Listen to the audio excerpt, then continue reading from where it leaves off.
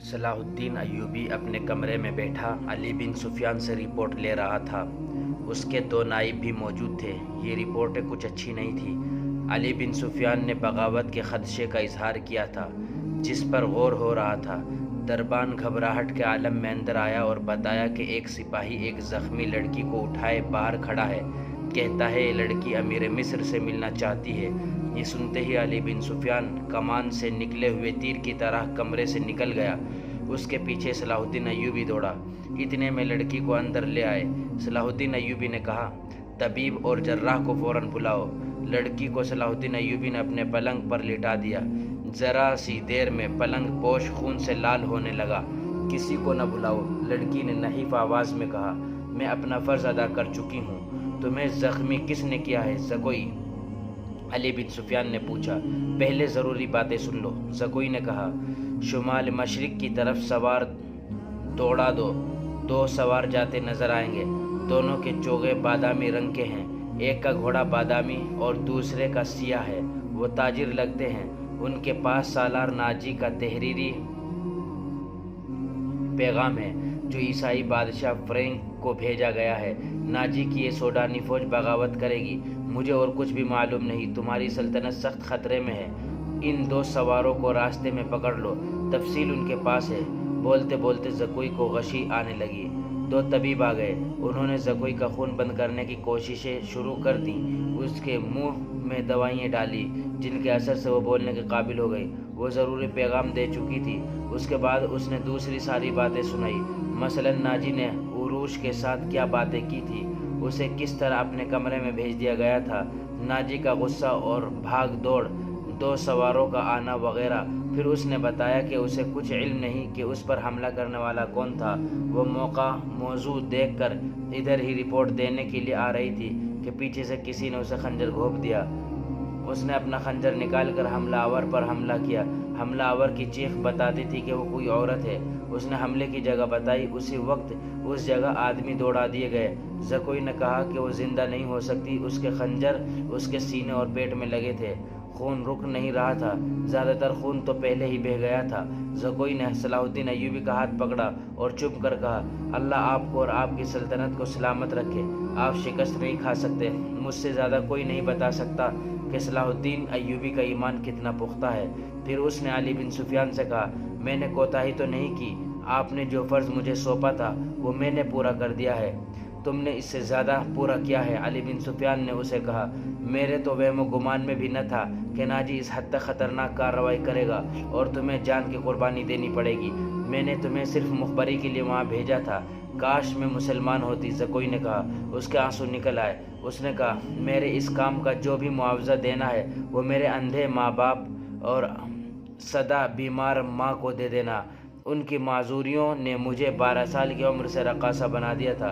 زکوئی کا سر ایک طرف ڈھلک گیا، آنکھیں آدھی کھلی رہی اور ہونٹ اس طرح نیم ہوا جیسے مسکرا رہی ہو۔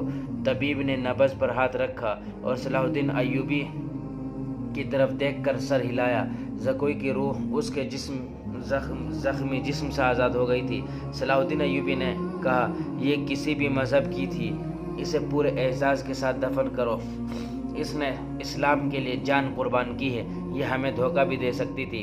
دربان نے بتایا کہ باہر ایک عورت کی لاش آئی ہے۔ جا کر دیکھا، وہ ایک ادھیڑ عمر کی عورت کی لاش تھی۔ جائے وقوع سے 2 خنجر ملے تھے۔ اس عورت کو کوئی نہیں پہچانتا تھا۔ یہ ناجی کے حرم کی ملازمہ تھی جس نے انعام کے لالچ میں زکوئی پر قاتلانہ حملہ کیا تھا۔ رات کو ہی زکوئی کو فوجی اعزاز کے ساتھ دفن کر دیا گیا اور ملازمہ کی لاش گڑھا کھود کر دفنا دی گئی۔ دونوں کو خفیہ طریقے سے دفنایا گیا۔ انہیں جب دفنایا جا رہا تھا، صلاح الدین ایوبی نے نہایت اعلیٰ نسل کے 8 جوان گھوڑے منگوائے اور 8 سوار منتخب کر کے انہیں علی بن سفیان کی کمان میں ناجی کے ان 2 آدمیوں کے پیچھے دوڑا دیا جو ناجی کا پیغام لے کے جا رہے تھے۔ زکوئی کون تھی؟ وہ مراکش کی ایک رقاصہ تھی۔ کسی کو بھی معلوم نہیں کہ اس کا مذہب کیا تھا۔ وہ مسلمان نہیں تھی، عیسائی بھی نہیں تھی۔ جیسا کہ کہا جا چکا ہے کہ علی بن سفیان صلاح الدین ایوبی کی انٹیلیجنس، جاسوسی اور سراغ رسانی کا سربراہ تھا۔ اسے دوسروں کے راز معلوم کرنے کے لیے کئی ڈھنگ اختیار کرنے پڑتے تھے۔ صلاح الدین ایوبی اسے اپنے ساتھ مصر لایا تھا۔ یہاں آ کر معلوم ہوا کہ سوڈانی فوج کا سالار ناجی سازشی اور شیطان ہے۔ اس کے اندرون خانہ حالات معلوم کرنے کے لیے علی بن سفیان نے جاسوسوں کا جال بچھا دیا تھا۔ اسے راز کی ایک بات یہ معلوم ہوئی کہ ناجی حسن بن صباح کے فدائیوں کی طرح مخالفین کو حسین لڑکیوں اور حشیش سے پھانستا، اپنا گرویدہ بناتا، یہ مروا دیتا ہے۔ علی بن سفیان نے تلاش بسیار کے بعد کسی کی وساطت سے زکوئی کو مراکش سے حاصل کیا اور خود بردہ فروش کا بہروپ دھار کر اسے ناجی کے ہاتھ بیچ دیا۔ اس لڑکی میں ایسا جادو تھا کہ ناجی اسے صلاح الدین ایوبی کو پھانسنے کے لیے استعمال کرنا چاہتا تھا، مگر خود ہی اس لڑکی کے دام میں پھنس گیا۔ پھنسا بھی ایسا کہ اس کے سامنے وہ اپنے نائب سالار کے ساتھ راز کی باتیں کرتا رہا۔ اس نے زکوئی کو جشن کی رات صلاح الدین ایوبی کے خیمے میں بھیج دیا اور اپنی اس فتح پر بے حد مسرور تھا کہ صلاح الدین ایوبی کا اس نے بت توڑ دیا ہے۔ اب وہ اسی لڑکی کے ہاتھوں اسے شراب بھی پلا سکے گا اور پھر اسے اپنا مرید بنا لے گا۔ مگر اس کے فرشتوں کو بھی معلوم نہ ہو سکا کہ زکوئی صلاح الدین ایوبی کی ہی جاسوسہ تھی۔ وہ اسے خیمے میں رپورٹیں دیتی رہی اور صلاح الدین ایوبی سے ہدایات لیتی رہی۔ اس کے خیمے سے نکل کر زکوئی دوسری طرف چلی گئی تھی، جہاں اسے منہ سر لپیٹے ایک آدمی ملا تھا۔ وہ آدمی علی بن سفیان تھا، جس نے اسے کچھ اور ہدایت دی تھی۔ اس کے بعد زکوئی ناجی کے گھر سے باہر نہ نکل سکی، اس لیے وہ علی بن سفیان کو کوئی رپورٹ نہ دے سکی۔ آخر اسے موقع مل گیا اور وہ ایسی خبر لے کر وہاں سے نکلی جو خدا کے سوا کسی اور کو معلوم نہ تھی۔ یہ زکوئی کی بد نصیبی تھی کہ حرم میں اس کے خلاف اس لیے سازش ہو رہی تھی کہ اس نے ناجی پر قبضہ کر لیا ہے۔ یہ سازش کامیاب ہو گئی اور زکوئی قتل ہو گئی، لیکن وہ اطلاع پہنچانے تک زندہ رہی۔ اس کے مرنے سے کچھ عرصہ بعد وہ معاوضہ جو علی بن سفیان نے اس کے ساتھ طے کیا تھا، صلاح الدین ایوبی کی طرف سے انعام اور وہ رقم جو علی بن سفیان نے ناجی سے بردہ فروش کے بھیش میں زکوئی کی قیمت کے طور پر وصول کی تھی، مراکش میں زکوئی کے معذور والدین کو ادا کر دی۔ موت کی اس رات کے ستارے ٹوٹ گئے اور صبح طلوع ہوئی تو علی بن سفیان 8 سواروں کے ساتھ انتہائی رفتار سے شمال مشرق کی طرف جا رہا تھا۔ آبادیاں دور پیچھے رہ گئی تھی۔ اسے معلوم تھا کہ فرینک کے ہیڈ کوارٹر تک پہنچنے کا راستہ کون سا ہے۔ رات انہوں نے گھوڑوں کو تھوڑی دیر آرام دیا تھا۔ یہ عربی گھوڑے تھکے ہوئے بھی تازہ دم لگتے تھے۔ دور افق پر کھجور کے چند ایک درختوں میں علی کو 2 گھوڑے جاتے نظر آئے۔ اس نے اپنی پارٹی کو راستہ بدلنے اونٹ میں ہونے کے لیے ٹیلوں کے ساتھ ساتھ ہو جانے کو کہا۔ وہ صحرا کا رازداں تھا، بھٹکنے کا اندیشہ نہ تھا۔ اس نے رفتار اور تیز کر دی۔ اگلے 2 سواروں اور اس کی پارٹی میں کم و بیش 4 میل کا فاصلہ تھا۔ یہ فاصلہ طے ہو گیا مگر گھوڑے تھک گئے۔ جب وہ کھجوروں کے درختوں تک پہنچے تو 2 سوار کوئی 2 میل دور مٹی کی ایک پہاڑی کے ساتھ ساتھ جا رہے تھے۔ ان کے گھوڑے بھی شاید تھک گئے تھے۔ دونوں سوار اترے اور نظروں سے اوجھل ہو گئے۔ وہ پہاڑی کی اوٹ میں بیٹھ گئے۔ علی بن سفیان نے کہا اور راستہ بدل دیا۔ فاصلہ کم ہوتا گیا اور جب فاصلہ چند 100 گز رہ گیا تو دونوں سوار اوٹ کے سامنے سے آئے۔ انہوں نے گھوڑوں کے سرپٹ دوڑنے کا شور سن لیا تھا۔ وہ دوڑ کر غائب ہو گئے۔ علی بن سفیان نے گھوڑے کو ایڑ لگائی۔ تھکے ہوئے گھوڑے نے وفاداری کا ثبوت دیا اور رفتار تیز کر دی۔ باقی گھوڑے بھی تیز ہو گئے۔ پہاڑی کے اندر گئے تو دونوں سوار وہاں سے جا چکے تھے مگر دور نہیں گئے تھے۔ شاید وہ گھبرا بھی گئے تھے۔ آگے ریتیلی چٹانیں تھیں، انہیں راستہ نہیں مل رہا تھا۔ کبھی دائیں جاتے کبھی بائیں۔ علی بن سفیان نے اپنے گھوڑے ایک صف میں پھیلا دیے اور بھاگنے والوں سے 100 گز دور جا پہنچا۔ ایک تیر انداز نے دوڑتے گھوڑے سے تیر چلایا جو ایک گھوڑے کی اگلی ٹانگ میں لگا۔ گھوڑا بے قابو ہو گیا۔ تھوڑی سی اور بھاگ دوڑ کے بعد وہ دونوں گھیرے میں آ گئے اور انہوں نے ہتھیار ڈال دیے۔ انہوں نے جھوٹ بولا، اپنے آپ کو تاجر کہا، لیکن تلاشی لی تو پیغام مل گیا جو ناجی نے انہیں دیا تھا۔ دونوں کو حراست میں لے لیا گیا، گھوڑوں کو آرام کا وقت دیا گیا اور یہ پارٹی واپس ہوئی۔ صلاح الدین ایوبی بے تابی سے انتظار کر رہا تھا۔ دن گزر گیا، رات بھی گزرتی جا رہی تھی۔ آدھی رات گزر گئی، ایوبی لیٹ گیا اور اس کی آنکھ لگ گئی۔ سحر کے وقت دروازے پر ہلکی سی دستک سے اس کی آنکھ کھل گئی۔ دوڑ کر دروازہ کھولا۔ علی بن سفیان کھڑا تھا۔ اس کے پیچھے اس کے 8 سوار اور 2 قیدی کھڑے تھے۔ علی اور قیدیوں کو صلاح الدین ایوبی نے سونے کے کمرے میں ہی بلا لیا اور علی سے ناجی کا پیغام لے کر پڑھنے لگا۔ پہلے تو اس کے چہرے کا رنگ پیلا پڑ گیا، پھر جیسے یک لخت خون جوش مار کر اس کے چہرے اور آنکھوں میں چڑھ گیا ہو۔ ناجی کا پیغام خاصا طویل تھا۔ اس نے سلیبیوں کے ایک بادشاہ فرینک کو لکھا تھا کہ وہ فلاں دن اور فلاں وقت یونانیوں اور رومیوں اور دیگر سلیبیوں کی بحریہ سے بحیرہ روم کی طرف سے مصر میں فوجیں اتار کر حملہ کر دے۔ حملے کی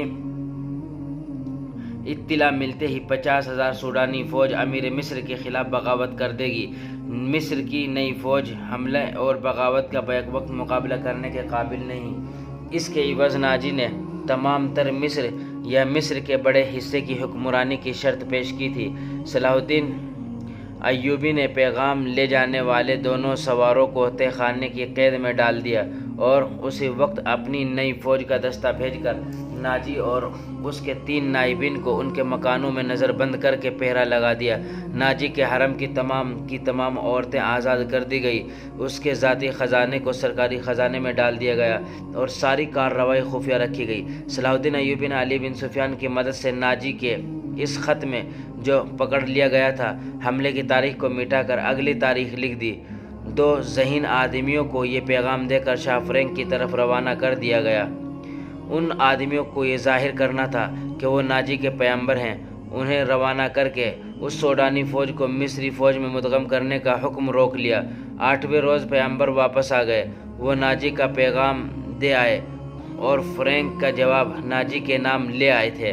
فرینک نے لکھا تھا کہ حملے کی تاریخ سے 2 دن پہلے سوڈانی فوج بغاوت کر دے تاکہ صلاح الدین ایوبی کو سلیبیوں کا حملہ روکنے کی ہوش ہی نہ رہے۔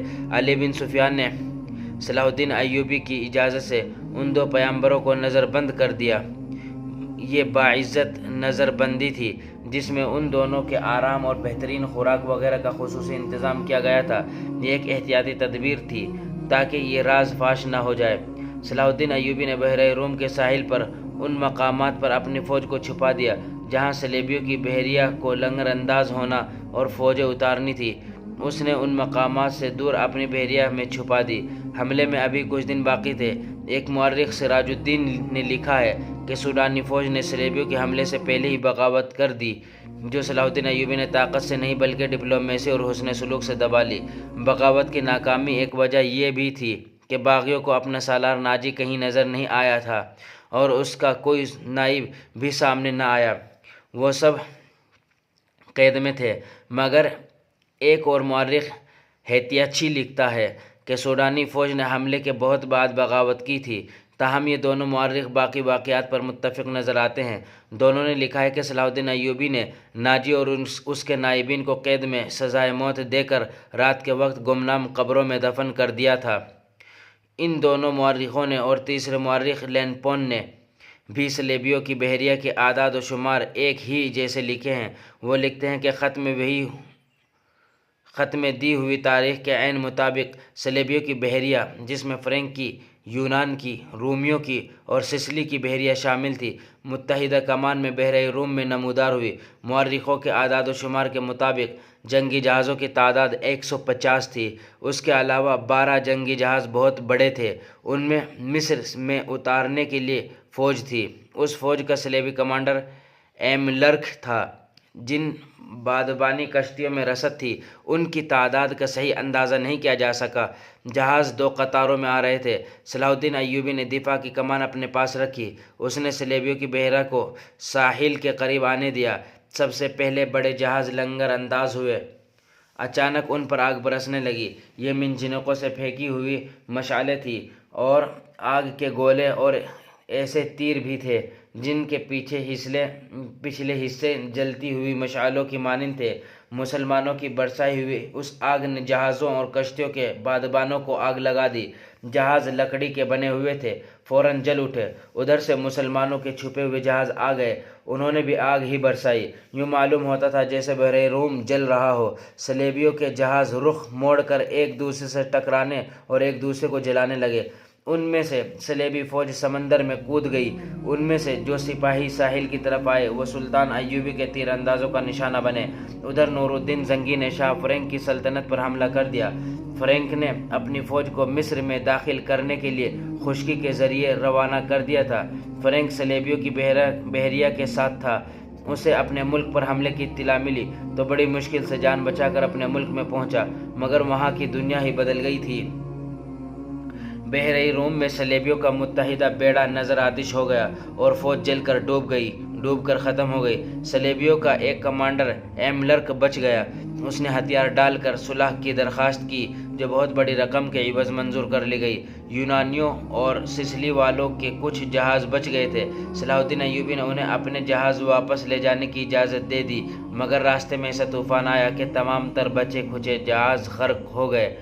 19 دسمبر 1169 کے روز صلیبیوں نے اپنی شکست پر دستخط کیے اور صلاح الدین ایوبی کو تاوان ادا کیا۔ بیشتر مورخین اور ماہرین حرب و ضرب نے صلاح الدین ایوبی کی اس فتح کا سہرا اس کی انٹیلیجنس سروس کے سر باندھا ہے۔ رقاصہ زکوئی کا ذکر اس دور کے ایک مراکشی وقائع نگار اسد الاسدی نے کیا ہے اور علی بن سفیان کا تعارف بھی اسی وقائع نگار کی تحریر سے ہوا ہے۔ یہ تو ابتدا تھی۔ صلاح الدین ایوبی کی زندگی پہلے سے زیادہ خطروں میں گھر گئی۔ باقی ایپیسوڈ سننے کے لیے ہمارے چینل کو سبسکرائب کیجیے اور کہانی کو اگلے ایپیسوڈ میں سنیے۔